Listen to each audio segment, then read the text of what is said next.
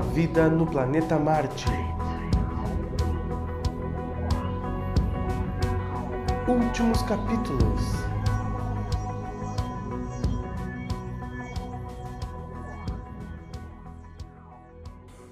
Olá pessoal, sejam muito bem-vindos à Vida no Planeta Marte. E hoje nós vamos fazer um pouco diferente, porque os capítulos estão chegando ao fim. Sim, a Vida no Planeta Marte assume a reta final e por isso nós vamos para os melhores momentos do livro, as coisas mais interessantes que tem. Esse motivo de terminar a série mais rapidamente são vocês que vêm diminuindo o interesse na série ao longo das semanas. Então agora, para deixar ela melhor, muito bem completa, vamos para as melhores partes, assim todo mundo vai gostar bastante, inclusive vocês todinhos, porque a gente tem que agradar o maior número possível de pessoas. É claro que essas melhores partes foi de acordo com aquela que nós achamos ser as melhores partes, mas que são muito boas realmente. E alteramos também a dinâmica, porque nós vamos falar as perguntas que nós iremos fazer para Ramatiz antes, para, caso você se interesse, você permaneça conosco e não perca coisas interessantíssimas que foram faladas ao longo de todos os outros 30 capítulos. Bem-vindos ao capítulo 31, colabore nos comentários e também dê o seu like, a gente agradece bastante. E as perguntas de hoje serão: quais os meios usados para a psicoterapia pré-reencarnativa? Existe uma psicoterapia pré-reencarnativa. Se ele pode falar mais a respeito sobre um ser humano com complexos pré-reencarnatórios. Nós vamos ver quais são esses complexos pré-reencarnatórios. Nós vamos ver também, Hélio, em que consiste o processo de desmaterialização. Ele fala de uma forma incrível. Também perguntaremos se será possível dar um exemplo da repercussão vibratória de tudo isso. Nós vamos falar da luz vermelha, que tem uma curiosidade muito importante no ectoplasma. Nós vamos falar também por que o ectoplasma não pode resistir à luz. Nós vamos falar também, tomando por base a nossa longevidade, qual é a média comum da vida dos marcianos. Nós vamos ver também qual é a espécie de alimentação marciana. E talvez neste capítulo, ou talvez no próximo, nós vamos continuar falando da alimentação e outras coisas muito interessantes. Então seja muito bem-vindo ao capítulo de hoje. Vamos começar com a primeira pergunta de hoje, que Hercílio pergunta a Ramatiz assim: quais os meios usados para curar os enfermos?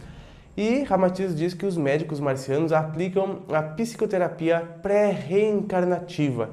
E nós vamos entender melhor o que é a psicoterapia pré-reencarnativa. E olha que interessante que certo? O Hélio a próxima pergunta vai completar, Hélio. Isso, essa foi só para introduzir o tema e agora a gente segue no tema. Que é, como entender então essa definição de psicoterapia pré-reencarnativa? E Ramatiz nos diz que é uma espécie de psicanálise freudiana, mas aplicadas a quem e além da existência humana comum. Se Freud houvesse procurado identificar os conhecidos complexos da libido, avançando numa psicoterapia pré-reencarnativa, ou seja, que abrangesse a entidade psíquica ligada a outras vidas anteriores, ele teria se aproximado imensamente das verdadeiras causas ou as origens dos distúrbios ou anomalias psicológicos. Vamos aprofundar mais ainda nessa questão. E uma curiosidade, compartilho aqui com vocês, é que, claro, naturalmente, como qualquer ser humano, não está livre de cometer equívocos. E com Freud, toda a sua exposição ao longo da sua vida, em suas pesquisas, ele cometeu alguns equívocos. Mas ele, chegando no plano espiritual, naturalmente percebeu que tinha se equivocado, como vai acontecer também conosco quando desencarnarmos. Vamos perceber que em nossa vida cometemos inúmeros equívocos. E ele solicitou já para retornar, encarnar novamente para corrigir esses equívocos que ele teve em sua vida como Freud. E seguindo com os complexos pré-reencarnatórios, a pergunta é a seguinte, né? Poderá formular um exemplo acessível à nossa mente a respeito de um ser humano com complexo pré-reencarnatório? E todos nós sofremos de complexos pré-reencarnatórios. Ramatiz vai nos falar: o indivíduo que foi carrasco em vidas passadas estratifica o seu psiquismo à figura dantesca do cutelo sangrento, do cepo da guilhotina ou da sala de torturas, e que pode manifestar o complexo de culpa freudiano nas reencarnações futuras, ao defrontar, por exemplo, um açougue ou um matador ou instrumentos de açougueiros, né? A lei da afinidade ou correspondência vibratória desperta-lhe as ideias acessórias, né? Uma simples braseiro ou uma simples churrascaria, né, evoca-lhe a tortura do ferro ou da brasa. Em seu espírito já um pouco sensibilizado, pode ter melhorado em reencarnações posteriores a de Carrasco. Contudo, né, seu subconsciente ainda se agita a censura ao verdugo do passado. É o complexo de culpa, que não pode ser identificado nem definido pela psicoterapia, que este restringe ao ciclo de uma única vida na Terra, né? O seu psiquismo estranha o novo habitat astral e o seu íntimo, ele sente o constrangimento de quem julga indigno do ambiente de que se encontra, resultando fechar-se numa retração silenciosa. E nestes casos, somente a psicoterapia pré-reencarnativa consegue estabelecer o equilíbrio psíquico. Todos nós participamos muitos e fizemos muitas terapias pré-reencarnatórias e pós-reencarnatórias, porque a gente traz daqui muitas impressões que não vão nos servir no extrafísico. Nem todas as causas daquilo que sofremos de traumas estão necessariamente nessa atual encarnação. Como a gente sabe, o nosso histórico sideral é muito grande, muito maior do que esta vida aqui na matéria. Essa vida aqui na matéria é um flash muito rápido de toda a nossa existência.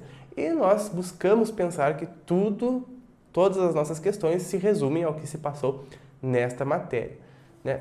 E não é assim. Agora passando de tema, indo para a desmaterialização. E Hercílio pergunta, em que consiste o processo da desmaterialização? A vossa medicina também alcançará esse resultado, assim que souber operar no duplo etérico, ou seja, no molde, na causa das expressões organogênicas. O problema resume-se em alcançar a rede etérica, através de instrumentos especiais eletromagnéticos, capazes de agirem no duplo etérico, por meio de repercussão vibratória. Em virtude do molde etérico de cada ser humano constituir o invólucro, a tessitura original perfeitíssima de todo o cosmos celular que se estrutura em cada existência e sobrevive à decomposição da carne, toda a ação nesse duplo etérico repercute no físico e vice-versa. Olha que interessante. Interessante mesmo, porque já houve bastante crescimento nesta área desde o momento em que esse livro foi escrito. Até a doutrina espírita, no ramo da seara espírita, já se fizeram bastante aprofundamento com relação a esta ciência, que é o processo de materialização e desmaterialização. Se a gente for ler alguns livros orientais, como por exemplo, um bastante conhecido, a Autobiografia de um Yogi, a gente vai perceber ali também que mestres orientais dominam com perfeição esta ciência da materialização e desmaterialização. Por exemplo, cortando e dilacerando seus próprios braços e fazendo nascer, no instante seguinte, um novo braço.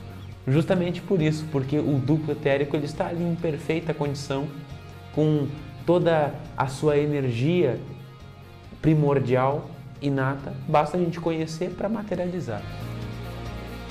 Quando ele diz ali que repercute no físico e vice-versa, que o físico repercute no astral, ele recompõe mentalmente o astral com a força da mente?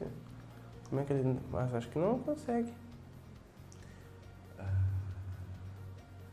Como assim? Não consegue como? Não consegue o que? Fazer isso que eu dei o exemplo? A não ser que ele realmente saiba de materialização. Isso, materialização. Ah, bom. Então é outra coisa. Porque, né, todas as coisas que a gente faz no corpo físico atingem o corpo etérico também, né? Da mesma forma contrária. Todas as coisas que acontecem no corpo etérico chegam no físico. Entendi agora a tua pergunta. Queria prejudicar também esse duplo etérico? É. Ah, tá, claro. Então é uma supermaterialização, porque realmente esses eventos acontecem, as pessoas fazerem isto. Claro, não faça isso. Não, de hipótese alguma. Não pode ser alguma. Mas tenho convicção de que você não irá fazer. E mais convicção ainda de que não irá conseguir trazer de volta, né? Porque isso precisa de técnicas milenares e vidas de dedicação. Necessita o que o Pava comenta aqui no canal, ter já em si, em posse, as insígnias da mente. E naturalmente terá Exato. todas as outras. Exatamente. E a próxima pergunta é: será possível dar-nos um exemplo dessa repercussão vibratória que ele falou, né? E ele disse que nas chamadas operações espirituais, desculpem, né? Porque olha que interessante ele vai chegar. O médium, que denominais de fenômenos ou efeitos físicos, né, o qual fornece energia intermediária, denominada ectoplasma, que é uma espécie de fluido nervoso que tem a extraordinária faculdade de atuar entre os dois planos, né, o material e o espiritual, né. Este ectoplasma do médium, quando muito elementar, né, quando muito rude, possui muitas substâncias que se assemelham àquelas emulsões que a gente vê em fotografias, lembra? Que tiram fotografias que capta saindo aquela, parece uma nuvem, uma gosma meio gosmenta da pessoa, que é o ectoplasma, né, que sai dos orifícios. Então, quando é assim muito rude, aparenta ser assim, até mesmo aparece em fotos, né? Estas substâncias não resistem à luz solar e nem à luz elétrica. Queimam-se e produzem o fenômeno da revelação dos laboratórios fotográficos. É a mesma coisa que com a foto, né? Para revelar as fotografias. No entanto, habilmente utilizada pelos espíritos desencarnados. É uma energia capaz de anular a lei da gravidade também, né? Porque, atuando no limiar entre os dois planos, positivo e negativo, cria nos objetos um campo de gravidade própria, fixada sobre técnica transcendental dos químicos do setor astral. Daí, a possibilidade de levitações de objetos e mesmo criaturas humanas, pois, estabelecida a neutralização gravitacional, é fácil aos cooperadores invisíveis imprimirem sua vontade sobre o mesmo, né? De posse desta energia extraordinária, os médicos desencarnados, me lembra o Ignazio Lázaro, os desencarnados podem agir no duplo etérico dos humanos e interferir nos mesmos em condições semelhantes às de vossas operações cirúrgicas, podendo eliminar ou modificar qualquer tessitura anormal ou prejudicial, denominando esse processo de repercussão vibratória, porque qualquer incisão aqui no plano etérico repercute aí, no plano físico, né? Falando reumatismo. Consequentemente, a própria instrumentação cirúrgica fisiotérica da medicina do futuro será caldeada ou materializada mediante a emulsão do ectoplasma. E é assim que acontece. Por isso nós não vemos sangueira nas cirurgias espirituais, na maioria das vezes.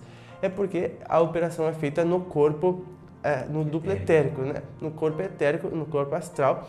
Então, a repercussão vem para o corpo físico.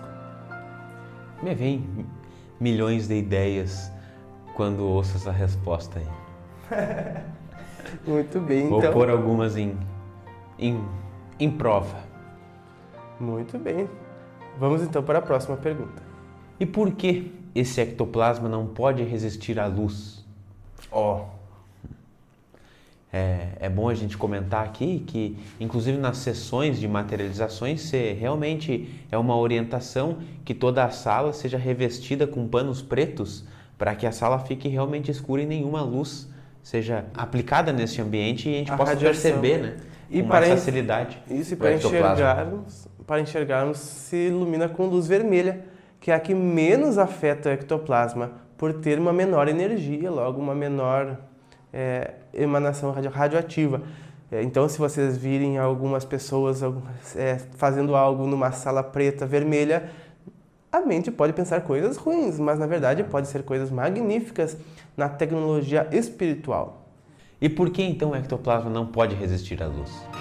É devido que a ação da luz, por ser impregna de substâncias radioativas saturadas no magnetismo denso, por assim dizer mais físico, atuando na sua contextura, queima ou destrói as propriedades específicas da emulsão. Os cientistas de Marte manejam o ectoplasma sem tais preocupações, porque nos seus laboratórios já conseguiram imunizá-los das reações da luz. E entre vós, com a utilização da luz vermelha, em gradações descendentes até da luz branca, não tardareis em obter os singulares fenômenos de materializações, ou de também chamados operações invisíveis, sob a luz natural. Jesus vos advertiu que muitas coisas vos sereis ditas e que ele não poderia esclarecer na época em que desceria na terra. Essas coisas estranhas ou insólitas que a vossa ciência oficial se recusa a analisar e reconhecer já são fenômenos obsoletos no planeta Marte. Temos muito a galgar. E nos próximos capítulos nós iremos ver não só sobre alimentação, mas nós vamos ver também que Marte é o próximo estágio na evolução da Terra. E veremos que é um estágio praticamente obrigatório. Digo praticamente porque não existem regras, né? Mas é o próximo estágio ao qual todos buscaremos passar. Certo? E claro, já estamos no horário de hoje, então talvez eu tenha dito alguma pergunta que ficará para o capítulo de amanhã. Mas amanhã está chegando às 11 da manhã, novo vídeo, certo? Então, um maravilhoso final de semana para você. Um grande abraço e até mais!